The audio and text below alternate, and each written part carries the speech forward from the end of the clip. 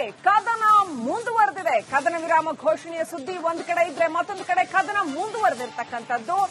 ಘೋಷಣೆಯ ಬೆನ್ನಲ್ಲೇ ಕ್ಷಿಪಣಿ ದಾಳಿ ಮಾಡಿದ ಇರಾನ್. ಇಸ್ರೇಲ್ ಮೇಲೆ ಕ್ಷಿಪಣಿಗಳ ಸುರಿಮಳೆಯನ್ನ ಸುರಿಸಿದೆ ಇರಾನ್.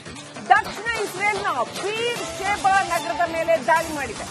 ವಸತಿ ಪ್ರದೇಶಕ್ಕೆ ಕ್ಷಿಪಣಿಗಳು ಬಂದು ಅಪ್ಪಳಿಸಿದ್ದಾವೆ. 7 ನಾಗರಿಕರು ಮೃತಪಟ್ಟಿದ್ದಾರೆ. ಕಳೆದ 2 ಗಂಟೆಗಳಲ್ಲಿ 11 ಕ್ಷಿಪಣಿಗಳನ್ನ ಉಡಾಯಿಸಿದೆ ಇರಾನ್.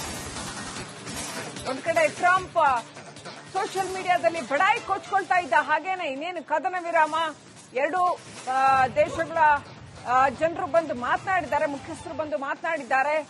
ಕೆಲವೇ ಗಂಟೆಗಳಲ್ಲಿ 12 ದಿನಗಳ ಯುದ್ಧ ಮುಗಿದೋಗುತ್ತೆ ಅಂತೆಲ್ಲ ಟ್ರಂಪ್ ಬಡಾಯಿ ಕೊಚ್ತಾ ಇರೋ ಹೊತ್ತಿನಲ್ಲೇನೆ ಇರಾನ್ ಇಸ್ರೇಲ್ ಮೇಲೆ ಮತ್ತೆ ಕ್ಷಿಪಣಿ ದಾಳಿ ಮಾಡಿದೆ. ನಾಗರಿಕರು ವಾಸ ಮಾಡ್ತಾ ಇರತಕ್ಕಂತಹ ಪ್ರದೇಶವನ್ನ ಗುರಿ ಮಾಡಿ ಕ್ಷಿಪಣಿ ದಾಳಿ ಮಾಡಿದೆ. 7 ಮಂದಿ ನಾಗರಿಕರು ಮೃತಪಟ್ಟಿದ್ದಾರೆ.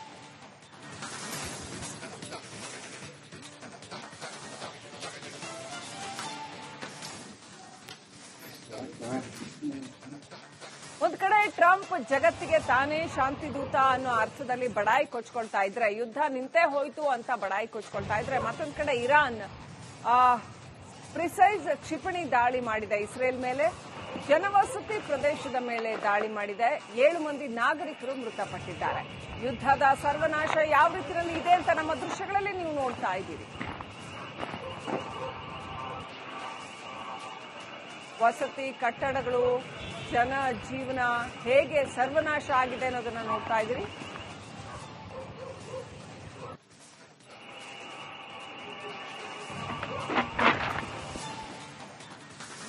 ಇಸ್ರೇಲ್ ಇರಾನ್ ನಡುವೆ ಕದನ ಮುಂದುವರೆದಿದೆ. ಕದನ ವಿರಾಮ ಘೋಷಣೆಯ ಸುದ್ದಿ ಒಂದ್ ಕಡೆ ಇದ್ರೆ ಮತ್ತೊಂದು ಕಡೆ ಕದನ ಮುಂದುವರೆದಿರ್ತಕ್ಕಂಥದ್ದು. ಘೋಷಣೆಯ ಬೆನ್ನಲ್ಲೇ ಕ್ಷಿಪಣಿ ದಾಳಿ ಮಾಡಿದ ಇರಾನ್. ಇಸ್ರೇಲ್ ಮೇಲೆ ಕ್ಷಿಪಣಿಗಳ ಸುರಿಮಳೆಯನ್ನ ಸುರಿಸಿದೆ ಇರಾನ್. ದಕ್ಷಿಣ ಇಸ್ರೇಲ್ನ ಬೀರ್ ಶೇಬಾ ನಗರದ ಮೇಲೆ ದಾಳಿ ಮಾಡಿದೆ. ವಸತಿ ಪ್ರದೇಶಕ್ಕೆ ಕ್ಷಿಪಣಿಗಳು ಬಂದು ಅಪ್ಪಳಿಸಿದ್ದಾವೆ. 7 ನಾಗರಿಕರು ಮೃತಪಟ್ಟಿದ್ದಾರೆ.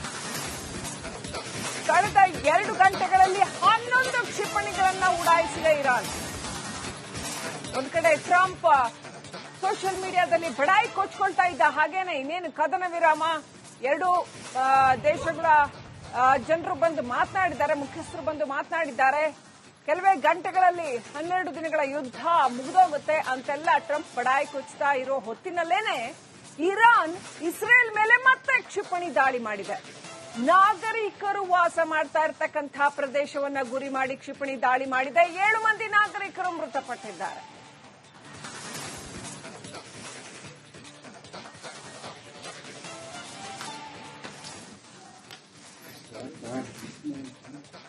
ಒಂದ್ ಕಡೆ ಟ್ರಂಪ್ ಜಗತ್ತಿಗೆ ತಾನೇ ಶಾಂತಿ ದೂತ ಅನ್ನೋ ಅರ್ಥದಲ್ಲಿ ಬಡಾಯಿ ಕೊಚ್ಕೊಳ್ತಾ ಇದ್ರೆ, ಯುದ್ಧ ನಿಂತೇ ಹೋಯ್ತು ಅಂತ ಬಡಾಯಿ ಕೊಚ್ಕೊಳ್ತಾ ಇದ್ರೆ, ಮತ್ತೊಂದ್ ಕಡೆ ಇರಾನ್ ಪ್ರಿಸೈಸ್ ಕ್ಷಿಪಣಿ ದಾಳಿ ಮಾಡಿದೆ ಇಸ್ರೇಲ್ ಮೇಲೆ. ಜನವಸತಿ ಪ್ರದೇಶದ ಮೇಲೆ ದಾಳಿ ಮಾಡಿದೆ. 7 ಮಂದಿ ನಾಗರಿಕರು ಮೃತಪಟ್ಟಿದ್ದಾರೆ. ಯುದ್ಧದ ಸರ್ವನಾಶ ಯಾವ ರೀತಿಯಲ್ಲಿ ಇದೆ ಅಂತ ನಮ್ಮ ದೃಶ್ಯಗಳಲ್ಲಿ ನೀವು ನೋಡ್ತಾ ಇದ್ದೀರಿ. ವಸತಿ ಕಟ್ಟಡಗಳು, ಜನ ಜೀವನ ಹೇಗೆ ಸರ್ವನಾಶ ಆಗಿದೆ ಅನ್ನೋದನ್ನ ನೋಡ್ತಾ ಇದ್ದೀರಿ.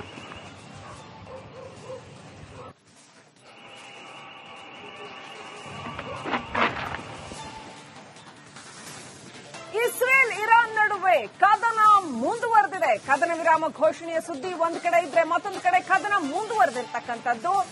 ಘೋಷಣೆಯ ಬೆನ್ನಲ್ಲೇ ಕ್ಷಿಪಣಿ ದಾಳಿ ಮಾಡಿದ ಇರಾನ್. ಇಸ್ರೇಲ್ ಮೇಲೆ ಕ್ಷಿಪಣಿಗಳ ಸುರಿಮಳೆಯನ್ನ ಸುರಿಸಿದೆ ಇರಾನ್.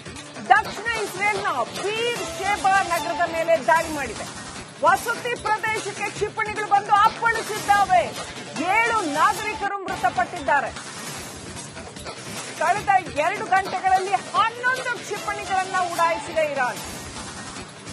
ಒಂದ್ ಕಡೆ ಟ್ರಂಪ್ ಸೋಷಿಯಲ್ ಮೀಡಿಯಾದಲ್ಲಿ ಬಡಾಯಿ ಕೊಚ್ಕೊಳ್ತಾ ಇದ್ದ ಹಾಗೇನೆ ಇನ್ನೇನು ಕದನ ವಿರಾಮ 2 ದೇಶಗಳ ಜನರು ಬಂದು ಮಾತನಾಡಿದ್ದಾರೆ, ಮುಖ್ಯಸ್ಥರು ಬಂದು ಮಾತನಾಡಿದ್ದಾರೆ.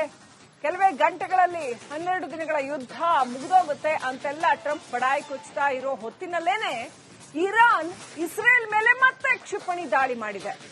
ನಾಗರಿಕರು ವಾಸ ಮಾಡ್ತಾ ಇರತಕ್ಕಂತಹ ಪ್ರದೇಶವನ್ನ ಗುರಿ ಮಾಡಿ ಕ್ಷಿಪಣಿ ದಾಳಿ ಮಾಡಿದೆ. 7 ಮಂದಿ ನಾಗರಿಕರು ಮೃತಪಟ್ಟಿದ್ದಾರೆ.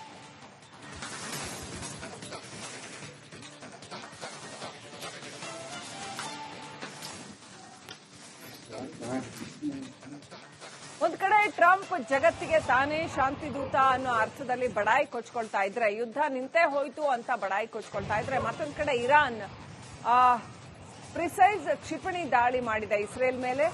ಜನವಸತಿ ಪ್ರದೇಶದ ಮೇಲೆ ದಾಳಿ ಮಾಡಿದೆ. 7 ಮಂದಿ ನಾಗರಿಕರು ಮೃತಪಟ್ಟಿದ್ದಾರೆ. ಯುದ್ಧದ ಸರ್ವನಾಶ ಯಾವ ರೀತಿಯಲ್ಲಿ ಇದೆ ಅಂತ ನಮ್ಮ ದೃಶ್ಯಗಳಲ್ಲಿ ನೀವು ನೋಡ್ತಾ ಇದ್ದೀರಿ. ವಸತಿ ಕಟ್ಟಡಗಳು, ಜನ ಜೀವನ ಹೇಗೆ ಸರ್ವನಾಶ ಆಗಿದೆ ಅನ್ನೋದನ್ನ ನೋಡ್ತಾ ಇದ್ದೀರಿ.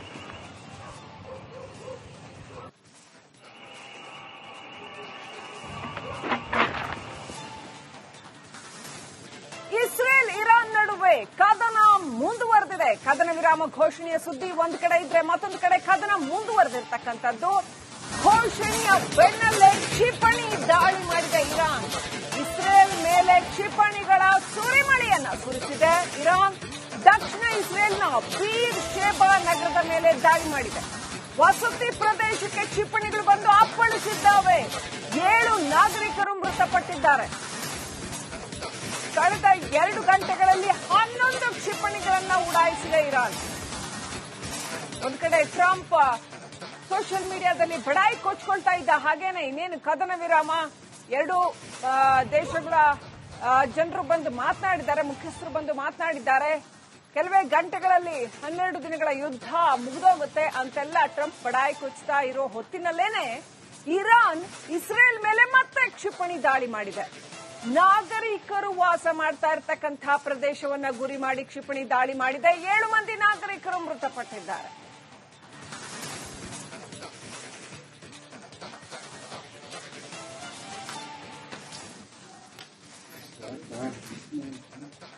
ಒಂದ್ ಕಡೆ ಟ್ರಂಪ್ ಜಗತ್ತಿಗೆ ತಾನೇ ಶಾಂತಿ ದೂತ ಅನ್ನೋ ಅರ್ಥದಲ್ಲಿ ಬಡಾಯಿ ಕೊಚ್ಕೊಳ್ತಾ ಇದ್ರೆ, ಯುದ್ಧ ನಿಂತೇ ಹೋಯ್ತು ಅಂತ ಬಡಾಯಿ ಕೊಚ್ಕೊಳ್ತಾ ಇದ್ರೆ, ಮತ್ತೊಂದ್ ಕಡೆ ಇರಾನ್ ಪ್ರಿಸೈಸ್ ಕ್ಷಿಪಣಿ ದಾಳಿ ಮಾಡಿದೆ ಇಸ್ರೇಲ್ ಮೇಲೆ.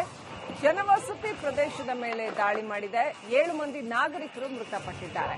ಯುದ್ಧದ ಸರ್ವನಾಶ ಯಾವ ರೀತಿಯಲ್ಲಿ ಇದೆ ಅಂತ ನಮ್ಮ ದೃಶ್ಯಗಳಲ್ಲಿ ನೀವು ನೋಡ್ತಾ ಇದ್ದೀರಿ.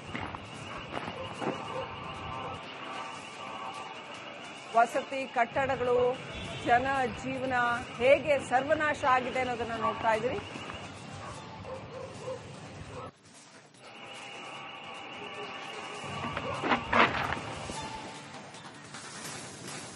ಇಸ್ರೇಲ್ ಇರಾನ್ ನಡುವೆ ಕದನ ಮುಂದುವರೆದಿದೆ. ಕದನ ವಿರಾಮ ಘೋಷಣೆಯ ಸುದ್ದಿ ಒಂದ್ ಕಡೆ ಇದ್ರೆ, ಮತ್ತೊಂದು ಕಡೆ ಕದನ ಮುಂದುವರೆದಿರ್ತಕ್ಕಂಥದ್ದು. ಘೋಷಣೆಯ ಬೆನ್ನಲ್ಲೇ ಕ್ಷಿಪಣಿ ದಾಳಿ ಮಾಡಿದೆ ಇರಾನ್. ಇಸ್ರೇಲ್ ಮೇಲೆ ಕ್ಷಿಪಣಿಗಳ ಸುರಿಮಳೆಯನ್ನ ಸುರಿಸಿದೆ ಇರಾನ್. ದಕ್ಷಿಣ ಇಸ್ರೇಲ್ನ ಬೀರ್ ಶೇಬಾ ನಗರದ ಮೇಲೆ ದಾಳಿ ಮಾಡಿದೆ. ವಸತಿ ಪ್ರದೇಶಕ್ಕೆ ಕ್ಷಿಪಣಿಗಳು ಬಂದು ಅಪ್ಪಳಿಸಿದ್ದಾವೆ. 7 ನಾಗರಿಕರು ಮೃತಪಟ್ಟಿದ್ದಾರೆ. ಕಳೆದ 2 ಗಂಟೆಗಳಲ್ಲಿ 11 ಕ್ಷಿಪಣಿಗಳನ್ನ ಉಡಾಯಿಸಿದೆ ಇರಾನ್. ಒಂದ್ ಕಡೆ ಟ್ರಂಪ್ ಸೋಷಿಯಲ್ ಮೀಡಿಯಾದಲ್ಲಿ ಬಡಾಯಿ ಕೊಚ್ಕೊಳ್ತಾ ಇದ್ದ ಹಾಗೇನೆ ಇನ್ನೇನು ಕದನ ವಿರಾಮ, 2 ದೇಶಗಳ ಜನರು ಬಂದು ಮಾತನಾಡಿದ್ದಾರೆ, ಮುಖ್ಯಸ್ಥರು ಬಂದು ಮಾತನಾಡಿದ್ದಾರೆ. ಕೆಲವೇ ಗಂಟೆಗಳಲ್ಲಿ 12 ದಿನಗಳ ಯುದ್ಧ ಮುಗಿದೋಗುತ್ತೆ ಅಂತೆಲ್ಲ ಟ್ರಂಪ್ ಬಡಾಯಿ ಕೊಚ್ತಾ ಇರೋ ಹೊತ್ತಿನಲ್ಲೇನೆ ಇರಾನ್ ಇಸ್ರೇಲ್ ಮೇಲೆ ಮತ್ತೆ ಕ್ಷಿಪಣಿ ದಾಳಿ ಮಾಡಿದೆ. ನಾಗರಿಕರು ವಾಸ ಮಾಡ್ತಾ ಇರತಕ್ಕಂತಹ ಪ್ರದೇಶವನ್ನ ಗುರಿ ಮಾಡಿ ಕ್ಷಿಪಣಿ ದಾಳಿ ಮಾಡಿದೆ. 7 ಮಂದಿ ನಾಗರಿಕರು ಮೃತಪಟ್ಟಿದ್ದಾರೆ.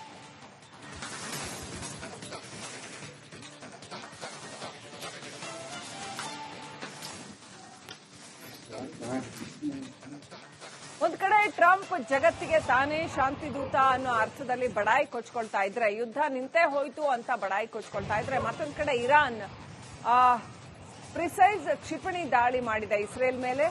ಜನವಸತಿ ಪ್ರದೇಶದ ಮೇಲೆ ದಾಳಿ ಮಾಡಿದೆ. 7 ಮಂದಿ ನಾಗರಿಕರು ಮೃತಪಟ್ಟಿದ್ದಾರೆ. ಯುದ್ಧದ ಸರ್ವನಾಶ ಯಾವ ರೀತಿಯಲ್ಲಿ ಇದೆ ಅಂತ ನಮ್ಮ ದೃಶ್ಯಗಳಲ್ಲಿ ನೀವು ನೋಡ್ತಾ ಇದ್ದೀರಿ. ವಸತಿ ಕಟ್ಟಡಗಳು, ಜನ ಜೀವನ ಹೇಗೆ ಸರ್ವನಾಶ ಆಗಿದೆ ಅನ್ನೋದನ್ನ ನೋಡ್ತಾ ಇದ್ದೀರಿ.